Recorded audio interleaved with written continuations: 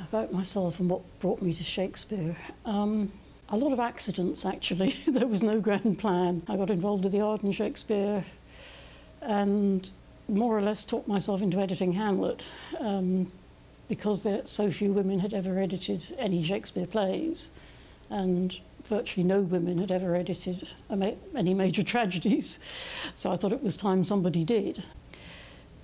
If one is focusing on adaptation, the kind of radical adaptation that two Gents do, for example, I find that exciting and interesting. I've enjoyed the productions I've seen, and I don't think that one would want there to be a kind of museum production.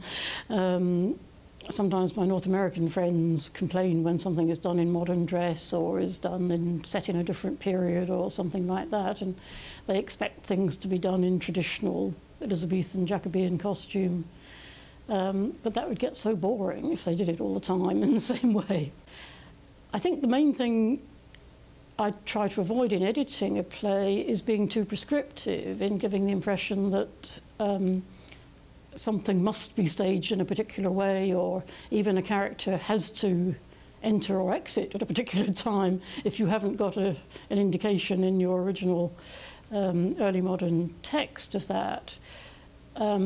I tend to want to leave things open in commentary notes and say this might have happened or that might have happened, and sometimes give examples of one company did this and another company did that, and let people think about it and make up their own minds as to what they would prefer, and to just basically lay out the options.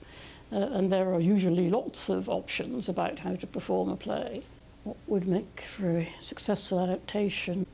It's good to be surprised by something. A good production will make me think about things I haven't thought about before.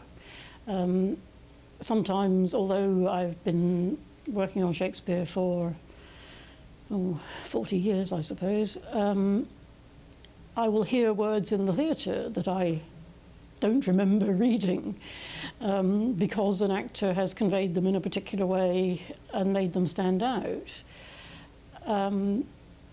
I think some element of surprise, some sense that this production is taking you somewhere that you haven't been before with a play, rather than just reiterating what you already knew. I've certainly come out of productions when I meant to study how the actors did a particular moment, but then got so swept up in it that I forgot. And so it's, yeah, there's no firm rule, I think. Does my experience as a general editor of Arden have any bearing on a large task like the Two Gents project? Keep your nerve is one thing, and a big project like this, just sort of go on believing in what you're doing, which I hope they will be able to do.